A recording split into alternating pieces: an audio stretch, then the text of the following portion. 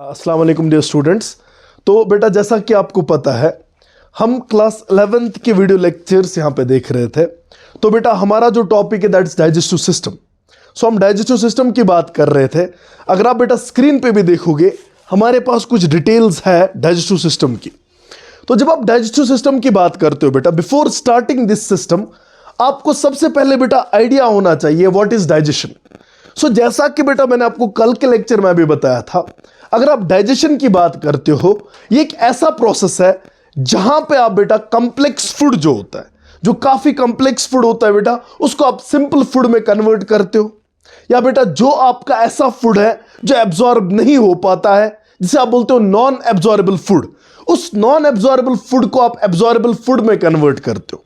सो दो चीजें हैं बेटा, या तो आप बता सकते हो डाइजेशन में आप कॉम्प्लेक्स फूड को सिंपल में कन्वर्ट करते हो या नॉन एब्जॉर्बल फूड को एब्जॉर्बल फॉर्म में कन्वर्ट करते हो। बेटा इसके लिए जो है, इस प्रोसेस के लिए हमें कुछ एंजाइम्स लगते हैं, उन एंजाइम्स को हम बोलते हैं डाइजेस्टिव एंजाइम्स, और इस प्रोसेस को बेटा आप नाम देते हो क्या, डाइजेशन। सो अगर आप बेटा स्क्रीन पे देखोगे आपको एक डेफिनेशन भी दिख रही होगी, यही सेम डेफिनेशन जो है जहां पे आप देख सकते हो बेटा एक ऐसा प्रोसेस जहां पे आप कॉम्प्लेक्स फूड को सिंपल में या नॉन एब्जॉर्बल फूड को एब्जॉर्बल फॉर्म में कन्वर्ट करते हो with the help of digestive enzymes. बेटा इस चीज को बेटा हम बोलते हैं डाइजेशन। ठीक है, अब आप में से बहुत सारे स्टूडेंट्स बोल रहे हो कि सर आप काफी तेज जा रहे हो। बेटा एक क्रैश कोर्स इस वक्त जो हम यहां पे लॉन्च करें तो क्रैश कोर्स में हम काफी आहिस्ता नहीं जा सकते। सो आपको स्पीड मेंटेन करनी होगी। एक चैप्टर लगभग 2 या 3 दिन में हमें कंप्लीट करना है। So we have to keep that pace.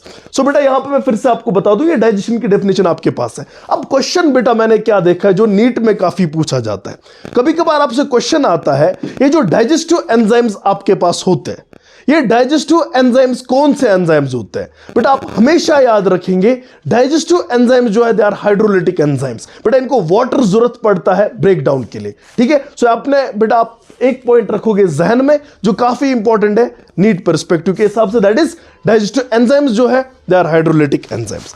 तो अब जाके बेटा हमारे पास दूसरा यहां पे स्लाइड आ रहा होगा, दूसरी स्लाइड पे आप देखोगे बेटा आपके पास ह्यूमन डाइजेस्टिव सिस्टम की बात होगी। सो बेटा इसमें साफ साफ आपको दिखाया होगा ह्यूमन डाइजेस्टिव सिस्टम की जब आप बात करते हो बेटा इसको हम 2 पार्ट्स में डिवाइड करते हैं। एक पार्ट को आप बोलते हो बेटा एलिमेंट्री कैनाल या एलिमेंट्री ट्रैक्ट या डाइजेस्टिव ट्रैक्ट आप इसको बोलते हो, और जो दूसरा पार्ट है बेटा इसको आप बोलते हो डाइजेस्टिव ग्लैंड्स। ठीक है, सो बेटा ये 2 पार्ट्स होते हैं आपके डाइजेस्टिव सिस्टम में। एक तो आपके पास है एलिमेंट्री कैनाल या एलिमेंट्री ट्रैक्ट, और दूसरा आपके पास है डाइजेस्टिव ग्लैंड्स। अब बेटा एलिमेंट्री कैनाल की हम बात करते हैं। अगर आप एलिमेंट्री कैनाल की बात करते हो, जैसा कि इसके नीचे बेटा आपको यहां पे दिखाया गया होगा, ये एक ट्यूब जैसा स्ट्रक्चर होता है। ठीक है, जो कि बेटा लगभग 6-7-8 मीटर तक के लंबा होता है, 6 to 9 मीटर्स लिखते हैं किताब।